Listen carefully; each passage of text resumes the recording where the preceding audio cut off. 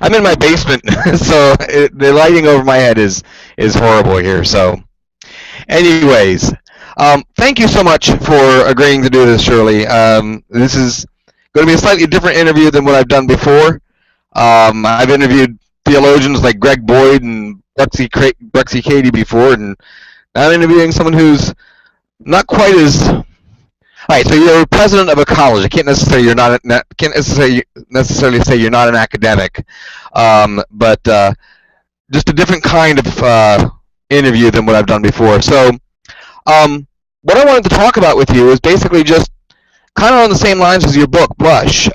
Just talk about you and your life, what it's like growing up and everything like that. So, you and I both grew up as Mennonites. I grew up in Morgansville, Maryland, Hagerstown area. Grew up with a relatively conservative Mennonite congregation, and obviously you grew up fairly conservative Mennonite yourself. So, what was it like for you growing up as a Mennonite in your context where you lived? Well, I was born in 1948, and that meant that the Mennonite world of Lancaster Conference at the time was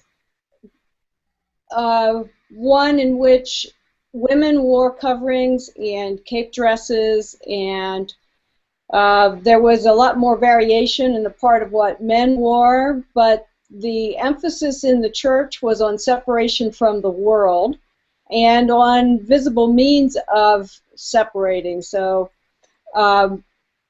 the interesting thing to me about reflecting on my childhood was that for the first 6 years of my life, I didn't even think about being Mennonite at all. I was a fish. I was in the sea of Mennonites, and they seemed altogether normal to me, and my life seemed normal. So I had no sense of real alienation or even separation. The separating that was going on was happening in the world outside my sphere while I was growing up on the farm and going to Sunday school and primarily relating to my own family. That changed when I went to public school, and for the first time I became aware of this difference between my family and other families, between what the kids on the playground were talking about, which was very television focused, and Right. what the other girls were wearing and doing, all the way from brownies and jewelry and having a lot of pop culture toys, and even back then there were brands that were beginning, and the kids were Right. starting Roy Rogers lunch buckets and things like that. So I Gotcha. So you were at school before your public school. Was that Hinkletown Mennonite? I think I remember reading that somewhere before. no, I did not go to a Mennonite school. I went to Okay. Fairland Elementary School, and if I had gone to Mennonite schools the whole way through, I don't think I would have been particularly. I don't think I would have felt the same kind of conflict that I felt going to a public school.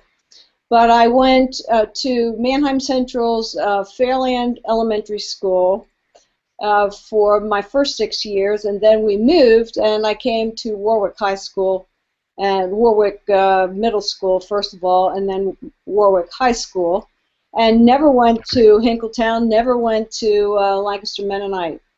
And the kids who did go there, whether they were more or less conservative at school than they were at home or in their own church, they had uniformity among all of their peers. And that was very different in a public high school where there were maybe, out of a class of 144, I think maybe 5 or 6 Mennonite students. Okay. Which is, yeah, okay. That would probably be about right. Public school in that day and age, the Mennonites stayed in their own schools, and public school they kept to themselves. Yeah, I grew up going to public school my whole life as well. Did not do Mennonite schools or anything. My younger brother did LMH when we moved up to Lancaster County. Um, and I just in that era, that was like early '90s. I don't think there was a whole lot of difference between the kids going to LMH and the kids going to public schools Yeah. at that time either. One of the things that I learned when you sit down to reflect on your own life and to choose, I chose childhood as the time I was going to focus on.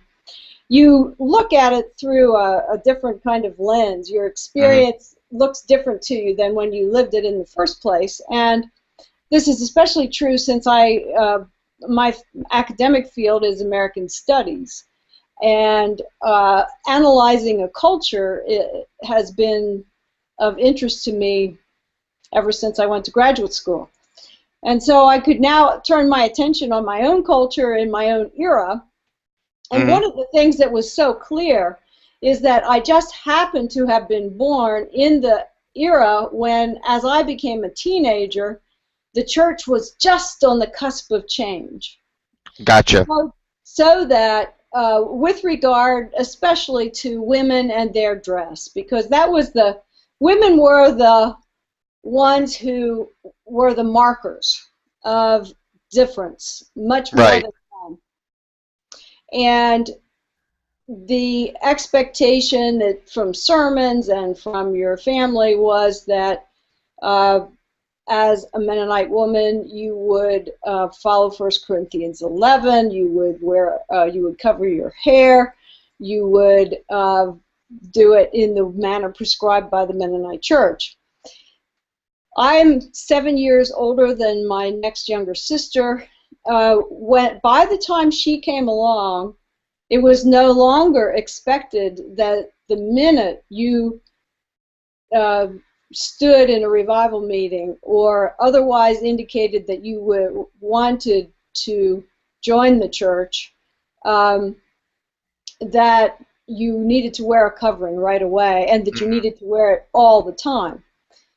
So I was born in this little slice of time of the end of the 40s and right into 1966, which is when I graduated from high school, where almost all Mennonite girls of that time were wearing coverings all the time. 7 years later, at least in our church, it was no longer necessary, and you wore a covering, but you wore it to church only, and your hair was not long and pulled back into a bob. And so that was a significant change. The whole period of distinctive dress that had come in at the late 19th century and then continued right up until the time I graduated from high school. And just about that time, we were ready to make a significant change that's going to affect young girls of the future and young boys too, but much more young girls. I would say that if I'm dating things correctly, your high school graduation was around the time that my mother graduated from EMC. So just thinking back from some of the pictures that I have of her, some of the memories I have of her, she was also coming up in that same time period of a change in dress. I remember, I don't remember exactly when it was, but I do remember that there was a time when I noticed that my mom was not wearing the covering even in the church anymore, which that was kind of scandalous almost, even in the 80s, that you're at church and you're a woman, you're not covering your head. That was a bit of a push, and very different time period. It sounds like it was, from listening to you and just again memories of my mother, very turbulent time period for the church and that whole in the cultural identity that comes from the dress itself. Yes, it was a very turbulent time period. One of the things I talk about in Blush is there's a whole chapter devoted to our conflict as a congregation with our bishop, and also my personal confrontation with him as a 17-year-old. That was a time. I've never been in a church where there was more tension, so that when you walked in the church doors, it was thick with anxiety of Hmm. people trying to figure out the bishop that had been our bishop for many years, fit our minister and our congregation very well, but in the early to mid 1960s, we had a change of bishop, and the new bishop came from a much more conservative background, and he was trying to bring this whole congregation with him. We didn't know him very well, and we had been very close knit around our own good relationship with the leadership of the church until he came along. And then I remember my father standing in the doorway between the dining room and the kitchen in our home saying, you know, my father went to this church and my father's father went to this church, and I really love this church and I don't want to leave it, but I don't think I can stay in it anymore. And Oh, to yeah. hear him say that was that was cataclysmic for the identity of our family and our church. As it turned out, the bishop was part of the group that split into the Eastern District, and that he left us rather than our church leaving him. Gotcha. But Okay. it was a time of very great change. Probably not too different from today. The issues are different, but that sense of the fragility of the community Hmm. was there. It seems like the community back then and even today is defined less about gathering around a particular idea and more about living within a particular set of boundaries and rules. Does that sound about right to you as well? I think so. It certainly seems that way, but to them, I'm not sure. I think it probably would go back to boundaries and rules, but also a certain way of reading the Bible. Hmm. That, as all literal readings of the Bible it was selective in which passages seemed to hold the most weight, but it wasn't just authority and power and boundaries. It was also a sense of this is what it means to be a Christian, and especially to Hmm. be a Mennonite Christian. And Right. it's that way because of the Bible. And so it was it was a kind of biblical literalism that undergirded the strong sense of boundaries. Right. Right. Um, just because it's just the way my brain works. Just thinking about biblical literalism and the Anabaptist way of thinking about things, Mennonites being one of the larger Anabaptist denominations in the world. Um, why do you think that's the case? Why do you think that many, especially when you're getting into the more conservative Mennonite groups, um, that selective biblical literalism comes out quite so strongly? I mean, in your generation, it was dress and women's roles and everything, and we still have a little bit of that residual now. But now in this generation, we're dealing with human sexuality and those issues and those conversations.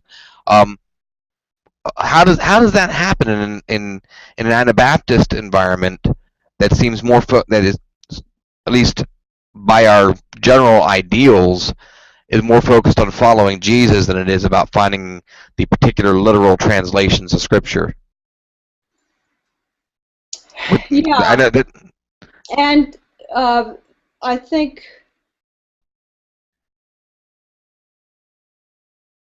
just as we take Jesus seriously and literally, Mm-hmm. no, I remember explaining to students at Gordon College why Mennonites are pacifists, and I simply said that we believe that when Jesus said "love your enemies," he actually meant that. Yeah. And so, that there isn't a way to explain that away. That is not only his words come to us through the Bible, but it's normative and it is supported by the Holy Spirit, and it is countercultural, but it is what we're called to do. I And think I think it plays out a little bit more also that not only did he say it, but he lived it. Whereas some of the other things that we have a tendency to take literal, there's written words, but we don't actually have quite so clear an example of someone living it out that way. yes, and I think that's one of the reasons why it changed. Those of us who have changed have a hierarchy of verses, and Jesus' words in the scriptures. The red letter Christians have privileged the words of Jesus, and those who are more focused on, say, the role of the church itself would look to the epistles and to the other parts of the New Testament that describe relationship between the church and the world, and that's where you get that emphasis, even though you wouldn't find you in the life and teachings of Jesus, you don't find examples of what became kind of solidified. You do in the rest of the New Testament find evidence from the importance of if you take what Paul was saying to the Corinthians and to the other members of the early church, and you make that as normative for today as Jesus' words are in the Gospels, that's how you get a similar approach to Scripture, but emphasizing different parts of it. You get Mennonites in one camp choosing to focus on Pauline writings, and in another camp focusing on the words of Jesus. Both of them with origins in the words of Jesus, and I would like to think that there is a commonality among all Mennonites, but and that they aren't necessarily totally different in their biblical interpretation. Now, I'm not a theologian, and I don't pretend. I actually have some friends who'd probably argue that you are a theologian. That you may not do it the way some folks do it, but if you're applying God to regular life, that's a theologian. So, I think we're all called to be practical theologians, and I hope that I am one as well. Yeah. So, all right, let's backtrack a little bit here. Another story from my mother's life. Again, growing up very much in your generation and dealing with those things. Something that was expressed to me.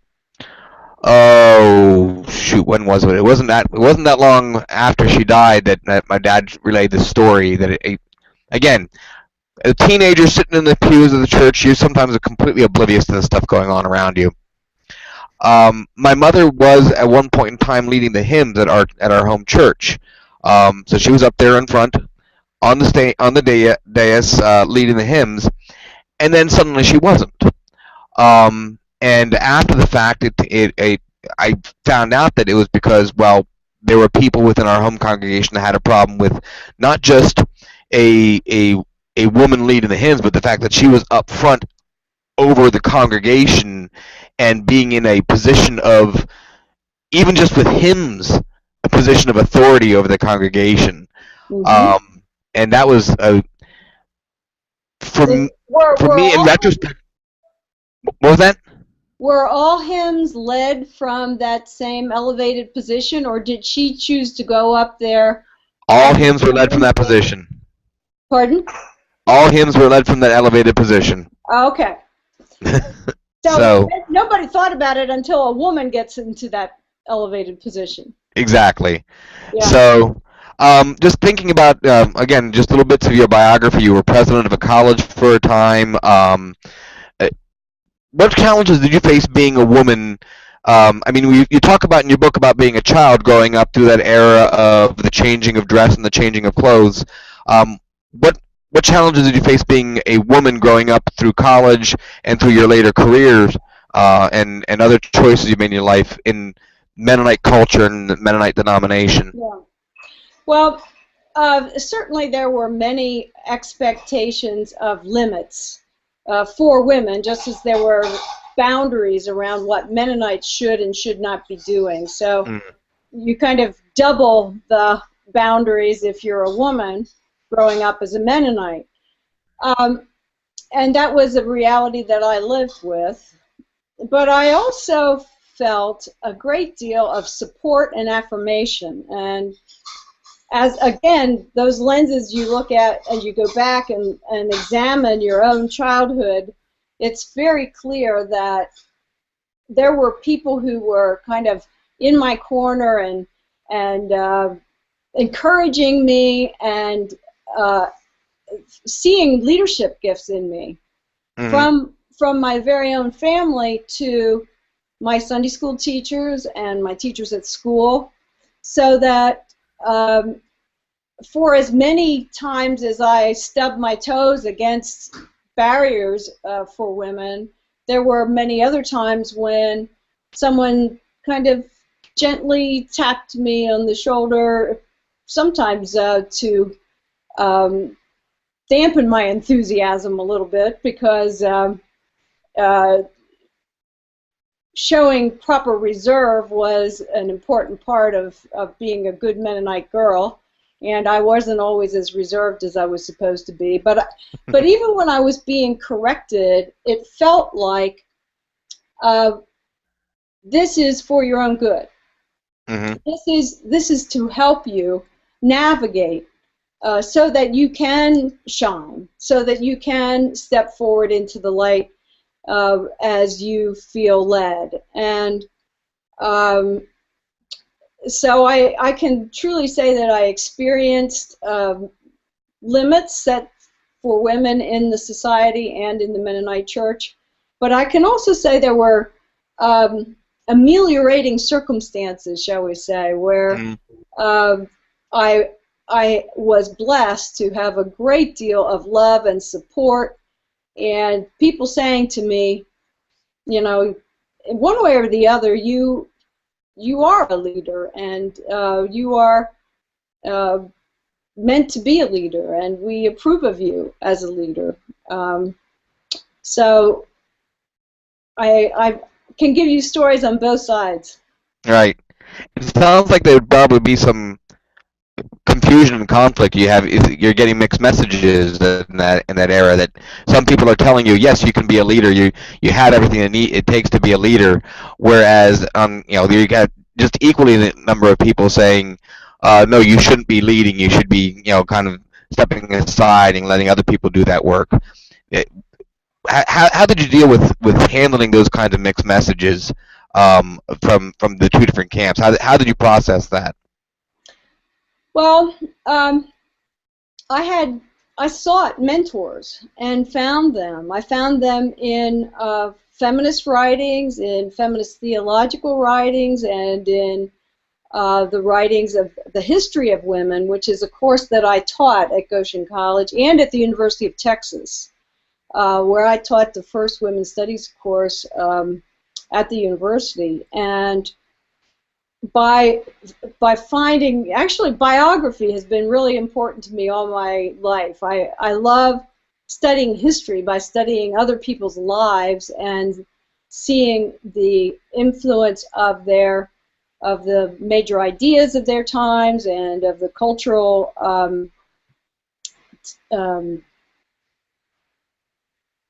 trends and the cultural expectations around them, so that I could see how other people lived with the mixed messages of their times. And I did not have a lot of mentors in leadership in the church, because there were, at the same time I was being asked to do more leadership things within higher education. Women were just at that same time becoming ordained for the first time. And so, again, the timing is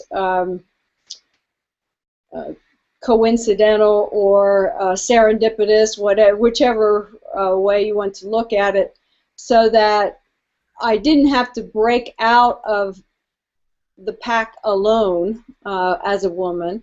I had others who were also feeling called, stepping forward, and I have always had good, strong women friends who have supported me and offered guidance, encouragement along the way. I didn't have a lot of people, certainly Lee Snyder and I were the only Mennonite women presidents until I guess Sarah Wanger-Schenck now at AMBS is the only other one since then. So there haven't been a lot, and Lee and I were kind of at the same time, but I really appreciated the fact that I could talk with Lee as another woman president, and that I had other women president friends that I met at the Harvard School for New Presidents when I first became a college president. So I had friends both inside and outside the Mennonite Church as I was asked to take that position, and they were extremely helpful to me. Just out of curiosity, did you know my mother? I'm just trying to remember if there's any connections there, because I know she was back and forth from Elkhart and Goshen and all over the place all the time. Yeah, in the 90s and the early 2000s. Well, no. Yeah. Okay. I didn't know if I didn't. I know Mom knew so many people and talked to so many people. I could never keep track of her. She was never home. She was always out traveling somewhere. So, which was interesting. It was very interesting in her later life, all the involvement that she was in contrast to the stuff that she had when I was younger and growing up.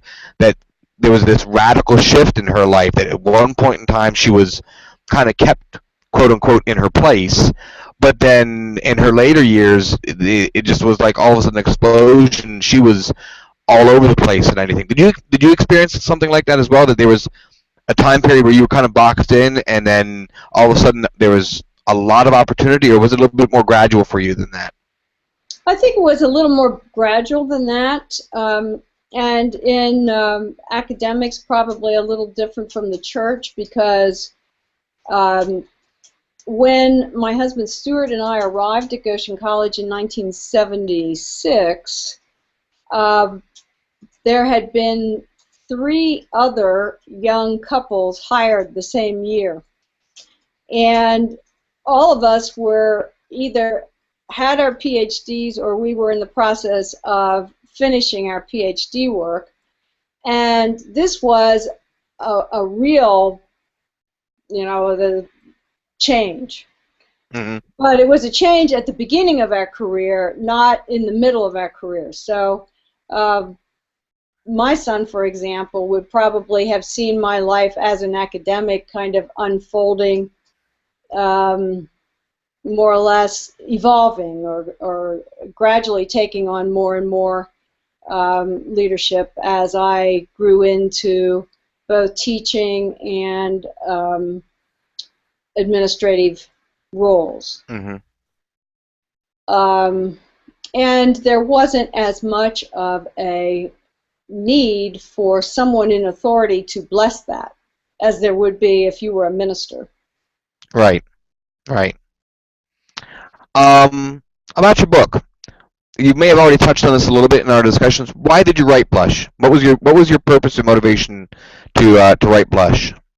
Well, I wanted to tell a story about Mennonite life from the perspective of a Mennonite person. There's so much in the culture right now uh, that romanticizes both Amish and Mennonites, and there's a lot of fiction Hmm. that is written by people who are not Mennonite or not Amish, and I thought it was fitting that uh, I reflected on my own life for many of the same reasons that other people write memoir. They want to record what's been important to them, what they care about, what they value, pass that on as both as a gift, as it was given to me, to us, to them, but also as a way of exploring and discovering what has been most important. So I've actually talked about 3 or 4 different motives or things that came along.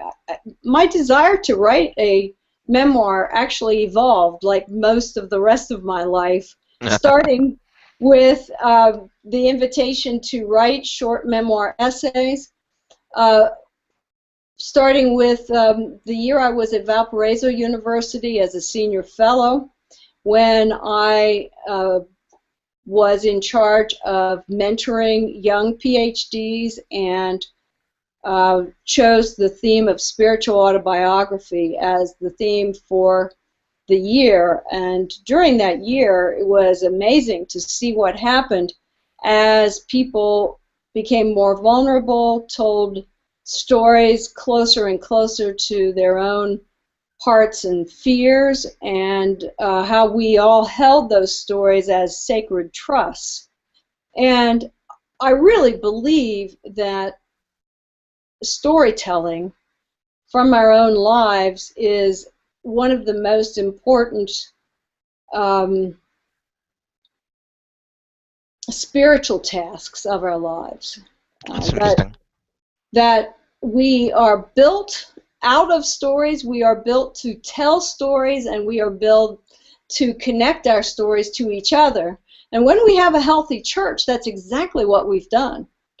And when we have conflict and we actually take the time to listen to other people's stories, we may still disagree with where they are in a particular position, but boy, it makes a huge difference as to whether we understand them as fellow human beings or not. And Hmm. it may just give us the space to live in ambiguity for a while because we've seen the face of God in that other person. And I so gotcha. I see memoir as being about a whole lot more than just um, relaying factual information from one generation to the next. It's part of a process that I consider holy, that I've experienced myself and would like to pass on to other people. I don't think it's entirely unusual that most of the Bible is written in story form itself. That Absolutely. you, if God wanted to give us a book of rules, He would have given us the Quran right up front. But He gave us a bunch of stories of a bunch of really messed up individuals. I mean, you read the stories of David, and even Elijah and Elisha didn't have it all together all the time. And the hero Noah, who saved the world on his little ark, gets drunk and naked in his tent later on. I mean, come on, these are stories of really strange and weird people, but somehow they have spiritual significance. So I think that's a very interesting reason for memoir as a literary form to interact with story, to share story with each other, Yes, and and learn who the people are, not just the facts of the situation, but actually know the person. right. I Yeah. believe that completely. And um, for example, um, when we know what music has touched the soul of another person, and we listen to that music after we've heard their story about um, what this music has done for them, what it means, perhaps how it's tied up with family members or someone they've loved, and then all of a sudden music that you think you hate sounds different in your ears, and you hear it and you feel it altogether differently. Mm-hmm. And that same thing happens in every other area of life where we have potential to misunderstand each other, but story can break through and help us empathize and identify with others. Yeah. I think we need it now more than ever. I think especially as uh, the culture around us shifts to being very much more of a post-Christian, postmodern culture. It's not quite so much the rational, logical arguments about things, but it becomes a lot. There's a lot of ambiguity in just generally speaking in the feel of American society now. People are just they may say they're certain, but there's always a nagging doubt behind them. It seems, and I think a theology of story is going to help out a lot with that as we start connecting more to who people are and less on the facts of the matters. I think that's really going to be an important point to move forward on. Yeah, and I think within churches it's very important too. I spoke at University Mennonite Church in College Station on Sunday, and we had a really good dialogue about the role of story in helping in a church where people are coming from a distance to really connect with each other. Story can help solidify a group even when it's geographically dispersed and culturally more diverse than most of us grew up with in our own childhoods. Yep. There was a lot of excitement about that. Yep. What was the best reaction and worst reactions you received around your book? Because I imagine sharing the secrets of Mennonite life, sometimes we may have gotten some different reactions depending upon who read it and when they read it. So give me your best reaction and worst reaction you received to your book. Oh, well, that's an interesting question. I think one of my favorite reactions came from my niece, who is 12 years old, or was 12 years old when she reviewed my book. Okay. And I put her review up on my blog and did a little interview with her. And I think I remember seeing that. It was just delightful. I had hoped that young people could read the book and identify with the character and also find it interesting, even though it's quite different from the way she's growing up. And that happened. So I really enjoyed her reactions. They were so honest and straightforward. And I felt affirmed by her. When she said that she really enjoyed especially the parts where I was coming into her age period in time, and that she couldn't put the book down and wanted to keep on reading it. That was a lot of fun.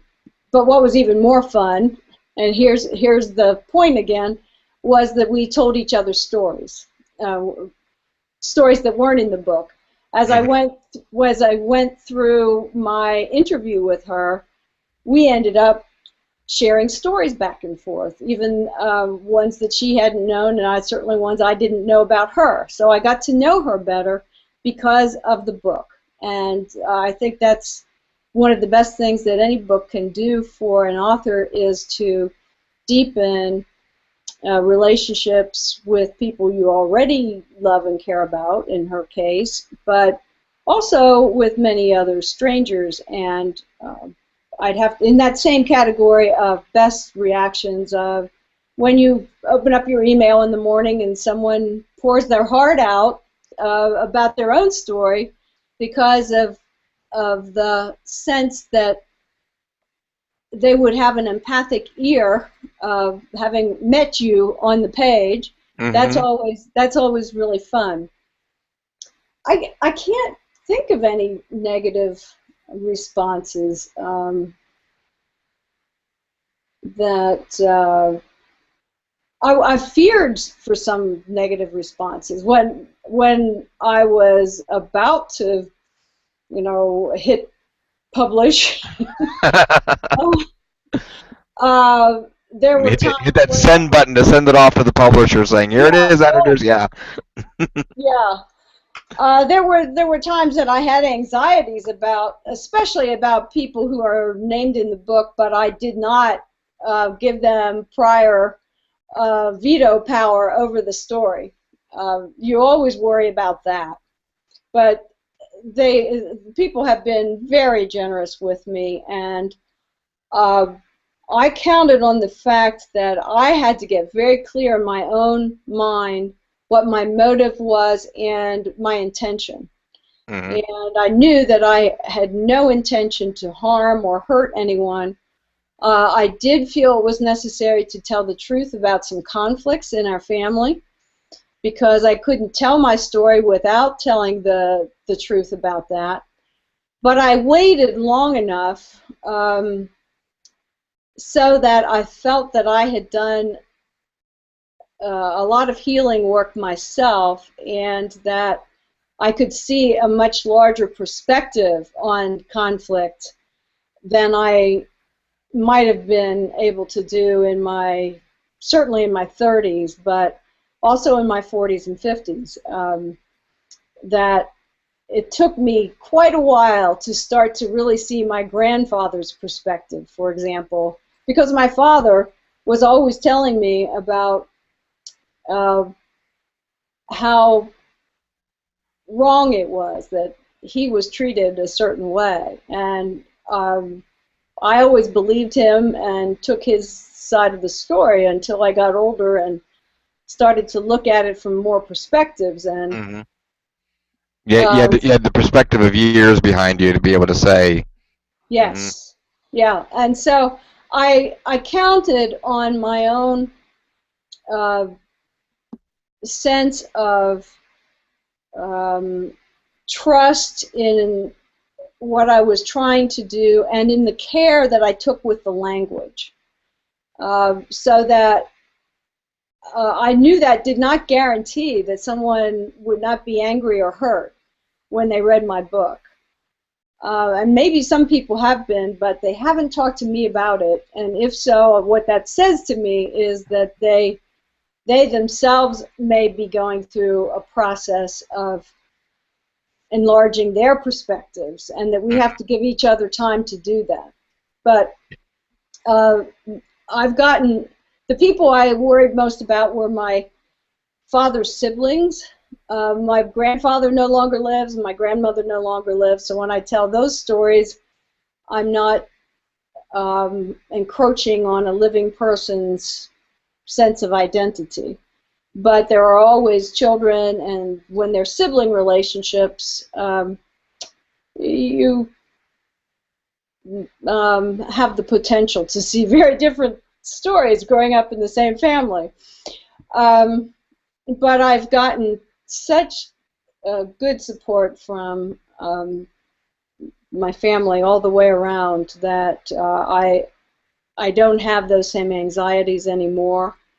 And I appreciate the fact that I've been given the opportunity to tell a story about something that is a very frequent story among Mennonites, which is hurt feelings over how to dispose of land.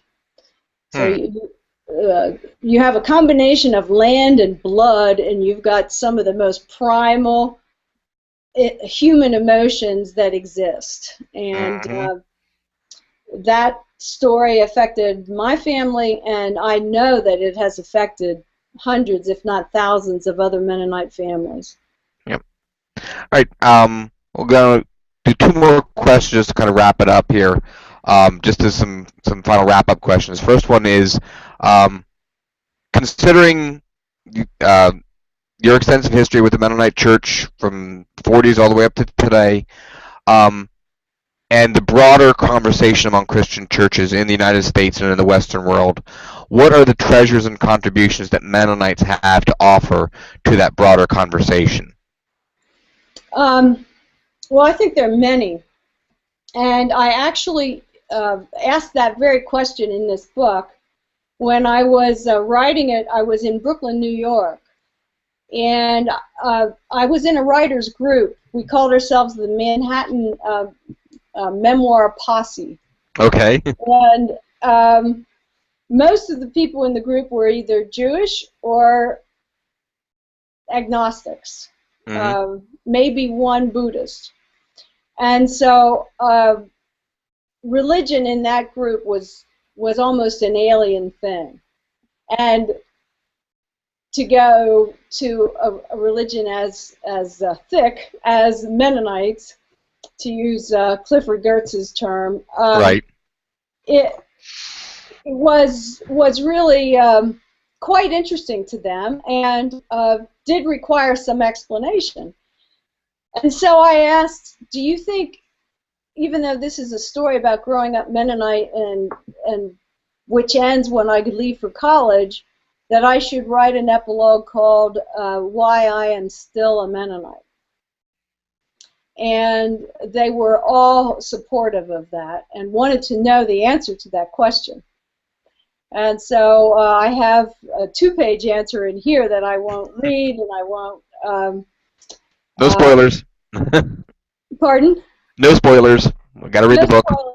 But what it is a series of concrete images and memories of the things that have pulled me to the church, even in times of change and of lack of unity. And those things have to do with like hearing, walking down a path in West Africa where we were leading a group of international service learning students, but going to meet with some MCCers and hearing, I think it was For God So Loved Us, being sung in Africa by these MCCers, it just was the deepest kind of calling, and I felt that my ancestors were calling me down that path. And I've had experiences like that many times in my life. Some of them were within my family, my friends, and my family being formed around the church, but not always. But also, I am always moved by things like in the last election when we were invited as congregations to have communion services and to pass the peace of Christ, knowing that the person in your group probably voted to cancel out your vote. But you still come to the altar, you still hold your belief in Christ and in the love of your community above your own political affiliations and perspectives. Those are the kinds of things that have kept me in the church. That, in the end, they go back to Jesus and to peace, and to saying that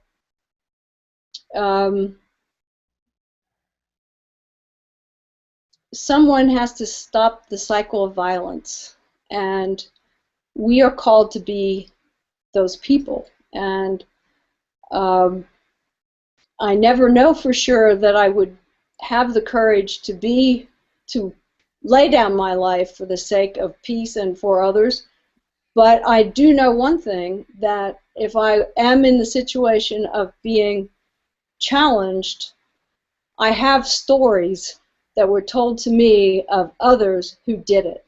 Right. And I will remember those stories, and I will try under those circumstances to keep the chain of connection to Christ alive through witness for peace. Yep. Any last comments you want to give to anybody who's watching? Just you want to wrap up what you're about, what the book's about, the stuff that we talked about. You know, if there's a final thought that you want to leave everybody with. Just that this is an exciting time in which to live, and that the process of reviewing your own life can be one of great spiritual growth. So I encourage everyone to do that. And I'm very glad that I've been given the gift of a Mennonite community around which to follow Jesus, and that that's what it's all about. All right. Well, thank you, Shirley, and those of you who are watching, I'm going to be doing it. I'm going to go out and buy Shirley's book. I've got a 13-year-old daughter, an 11-year-old daughter, and a wife upstairs that I'm sure would greatly appreciate hearing the stories of a woman growing up as a Mennonite. So thank you, Shirley, for taking your time to talk with me this evening. I really appreciate it. Thank you, Robert. All right. Have a good night. Good night.